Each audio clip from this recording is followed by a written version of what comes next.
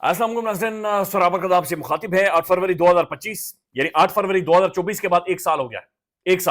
एक साल बाद भी आज अवाम उधरी खड़ी है, उसी नुक्कर पर, उसी चौराहे में, उसी बाजार में, उसी गली में, उसी देहात में, उसी सड़क के ऊपर अवाम मौजूद है, उसी जलसागाह में मौजूद है। आज भी अवाम वही नारा लगा रही है जो एक साल पहले लगा रही थी। आज भी अवाम उसी का इंतजार कर रही है जिसका एक साल पहले कर रही थी। आज भी अवाम उसी के नारे लगा रही है, उसी के गीत गा रही है। आज भी अवाम उसी की तरफ मुड़कर देख रही है। एक साल में क्या बदला है? कुछ भी नहीं बदला। हालांकि बदलने की कोशिश की गई है, हालांकि एक खौफनाक किस्म का माहौल बनाया गया, लेकिन जो चीज नहीं बदली जा सकती वो अवाम को मार मार कर अवाम की तबाही निकाल कर अवाम के दिलों से मोहब्बत और जो इमरान खान के साथ अवाम खड़ी है वो तब्दील नहीं हो सका। आज भी अवाम उसी का इंतजार कर रही है और उसी की तरफ मुड़कर देखती है। नाज़रीन, आज जो कुछ पाकिस्तान भर में हुआ है, जो तकरीरें हुई स्वाबी में, अवाम का जो रिएक्शन था, मीडिया ने जो किया है और पंजाब में जो कुछ हुआ है, ये तो आपके सामने रख देते हैं। लेकिन उससे पहले एक सवाल जो आपके जहन में, मेरे जहन में, हर पाकिस्तानी के जहन में ये पैदा होता है, जो इस मुल्क का खैर खा है कि आखिर कब तक ये लड़ाई झगड़ा, कब तक चलेगा, ये कब तक ये मार धाड़ जारी रहेगी, कब तक ये खौफ, टेरर, बदमाशी इस मुल्क के अंदर कायम रहेगी। देखिए, इमरान खान एक पॉपुलर तरीन लीडर है, उसकी पॉपुलैरिटी बढ़ती जाएगी और अल्लाह ने उसे जितनी लंबी जिंदगी दे रखी है, अब वो सिर्फ वज़ीर आज़म ही रहेगा, यानी इक़्तिदार वही खान संभालेगा, उसके अलावा कोई बंदा नहीं संभाल सकता। नहीं तो उसने जो सियासी जलजला बर्पा किया हुआ है, इसके अंदर इसको सिर्फ इमरान खान थाम सकता है। और ये भी एक बात, एक रियलिटी है कि इमरान खान की अगर जिंदगी रही तो वो 10 सालों की टर्म लेगा, वो 5 साल या एक टर्म तक बात रही नहीं है, क्योंकि 3-4 नस्लें हैं जो इमरान खान से मुतासिर हैं, लिहाजा आने वाले टाइम में उन्होंने वोट डालने हैं, वो तो उस तरफ जाकर फैसला कर चुकी हैं और वो हर सूरत में यानी अब कारकर्दगी ना भी हो तो महसूस हो रहा है कि वो खान की तरफ जाकर खड़े हो जाएंगे। ये जो कुछ पाकिस्तान के अंदर हुआ है, लेकिन नाज़रीन कुछ ना कुछ है जो डैमेज हुआ है, कहीं ना कहीं ट्रस्ट ब्रेक हो चुका है, कुछ ना कुछ है जो इस मुल्क का नुकसान हो रहा है और हम पता नहीं क्यों रियलाइज नहीं कर रहे। मैं आज एक शख्स के साथ बैठा था, आप यकीन माने, उन्होंने मुझे बताया कि मेरी बेटी की एक दोस्त है, उसने क्लास में जब सबसे पूछा गया कि आपके वालिदैन क्या करते हैं, तो उसने क्लास में खड़े होकर यह कहा कि मेरे वालिद साहब ये काम करते हैं, यानी उन्होंने नाम लिया कि मेरे वालिद साहब फलाने इदारे के अंदर नौकरी करते हैं। अब यकीन माने कसम खुदा की, उन्होंने मुझे अल्फाज बताए कि उसके बाद क्लास के अंदर विद इन, यानी इससे पहले कि टीचर कुछ बोलती स्टूडेंट्स बोलने शुरू हो गए और कह के लगाने शुरू हो गए, और उसके बाद टीचर के जो पहले अल्फाज थे, वो पहले अल्फाज ये थे कि अच्छा, तुम लोगों ने तो मुल्क का बेड़ा गर्क किया हुआ है, तुम लोगों ने, उस बच्ची को ये कहा गया है, बच्ची को ये अल्फाज कहे गए। अब आप खुद ही अंदाजा लगा लें, वो कहती है कि वो बंदा मुझे बता रहा था कि मेरी बेटी ये कहती है कि उस दोस्त ने अब अपने वालिद का तारुफ करवाना ही छोड़ दिया, यानी वो अपना फैमिली नेम आगे लिखती है, अपने वालिद साहब का नाम या फिर उनका जो नौकरी है उसके बारे में वो नहीं बताती। यानी इस हद तक हालात डैमेजिंग हो चुके हैं, इस हद तक हम खराब हो चुके हैं, हमें आज भी अकल नहीं आ रही, हम आज भी नहीं समझ रहे, हम आज भी डंडा, सोटी, लाठी उठाकर पीछे पड़े हुए हैं। दुनिया आगे बढ़ चुकी है, दुनिया के डायनामिक्स बदल चुके हैं। Very sad and very very unprecedented. नाज़रीन, आज जो हुआ है, एक तो जुनैद अकबर साहब की तकरीर है, ये इंतहाई, एक तो मुख्तसर तकरीर थी, कोई उन्होंने लगी लिपटी इधर उधर की कहानियां नहीं सुनाई, इधर उधर की उन्होंने किस्से नहीं सुनाकर आपके सामने रखे।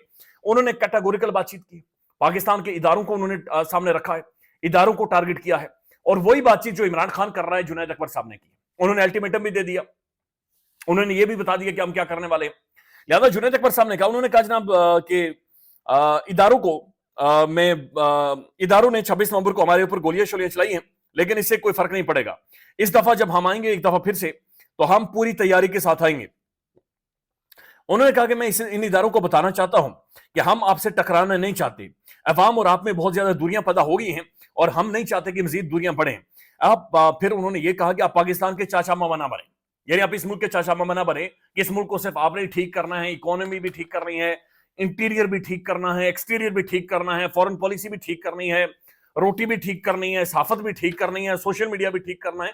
तो उन्होंने कहा कि आप इस मुल्क के कोई चाचे मामा ना बने, ये मुल्क मेरा है, ये जमीन मेरी है, आप सरकारी नौकर हैं, आप कल को इदारा छोड़कर चले जाएंगे, इस इदारे का मान मैंने रखना है, इस इदारे को मैंने ऑन करना है, लेकिन आप जाहिर है एक सरकारी नौकर हैं। कौन है जो गोली खाने को तैयार है, ये उन्होंने बाकायदा से नारा लगवाया है। उन्होंने कहा कि जनाब जो हमारे बेडरूम्स के अंदर कैमरे लगा रहे, आप कैसे तवक्को कर सकते हैं कि उनके अंदर कोई भी अखलाकी जुर्रत होगी। बहरहाल उन्होंने मुझसे नकवी साहब को भी आड़े हाथों लिया और उन्होंने ये कहा है कि हमें ये कहा गया कि हम डी चौक के अंदर से भागे हैं, तो उन्होंने कहा कि हमें पता है कि कौन कब किधर से भागा था। एक ताना मारा गया है बहुत पुराना, ये कौन कब किधर से भागा था, लिहाजा भागने के बारे में हमें ना बताएं, हमें पता है कि भागते कैसे हैं और कौन असल में कहां से भागा था। फिर उन्होंने बेडरूम के अंदर कैमरों के बारे में बातचीत की और सख्त तरीन गुफ्तगू उन्होंने की है। अब जो अवाम है, अवाम का एक जमे गफीर स्वाबी के अंदर मौजूद था और पूरे पाकिस्तान में लोग निकले हैं।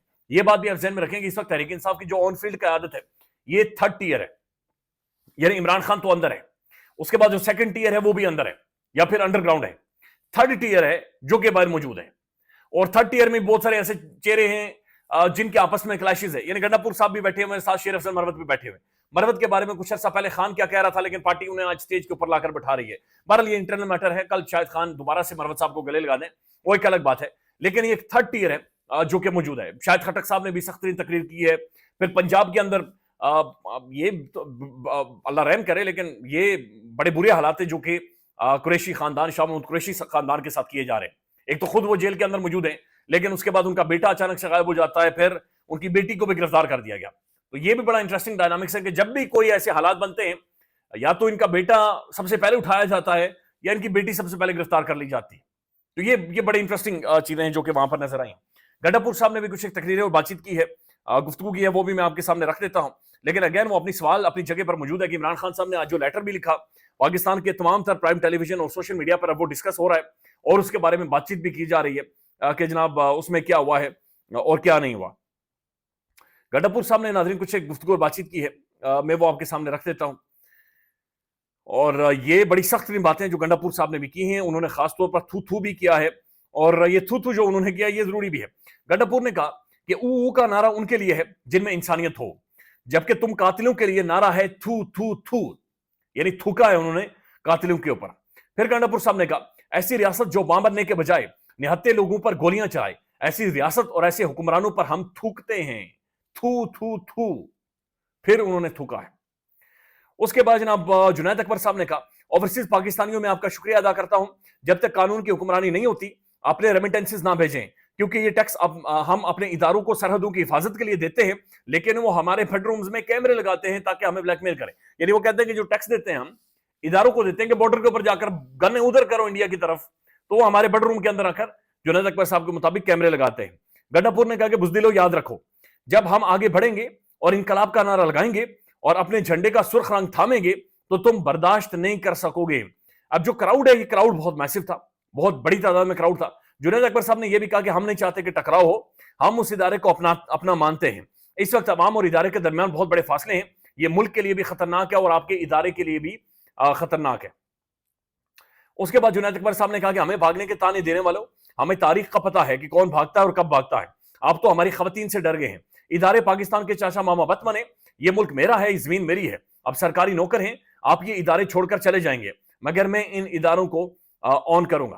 حکومت کی جانب سے ناظرین بہت ساری پریس کانفرنسز کی ہیں، لیکن جو سرور باری صاحب ہیں انہوں نے ایک گراف شیئر کیا ہے. اس کے مطابق جو میاں نواز شریف صاحب کا حلقہ ہے اس میں ایک ہی پولنگ سٹیشن پر قومی اور صوبائی حلقے کے ووٹوں میں 1000 سے زائد ووٹوں کے بڑے فرق کے ثبوت موجود ہیں. 1000 سے زائد ووٹوں کے بڑے فرق کے ثبوت سامنے آئے ہیں، یعنی یہ چارٹ گراف لے کر سامنے آئے ہیں جس کے اندر یہ ساری چیزیں موجود ہیں. اب یہ جو احسن اقبال صاحب ہیں ان کی آج سنا ہے زبان بھی پھسلی ہے، چونکہ میں سفر میں ہوں ایک جگہ پر اور میں نہیں دیکھ سکا بہت ساری چیزیں. یہ کہتے ہیں مسلم لیگ نون پاکستان کو علامہ اقبال کا قائد اعظم بنائے گی. مسلم لیگ نون پاکستان کو علامہ اقبال کا قائد اعظم بنائے گی. تو ٹھیک ہے، بنائی جاؤ قائد اعظم کا علامہ اقبال اور علامہ اقبال کا قائد اعظم بنائی جاؤ، اور پھر علامہ اقبال کے اندر سے فاطمہ جناح بنائی جاؤ اور فاطمہ جناح کے اندر سے علامہ اقبال کو بنائے جاؤ. تو یہ نون لیگ یہی کچھ بنانے کی کوشش کر رہی ہے، کچھ بھی نہیں بنانے کی کوشش کر رہی. انہوں نے صرف عوام کو پھدو بنایا ہوا ہے، عوام کو انہوں نے بالکل ایک دھوکے میں رکھا ہوا ہے، اس کے علاوہ اور کوئی ریالٹی نہیں ہے. خیال رکھیے گا، آپ نے اپڈیٹ کریں گے. اللہ حافظ.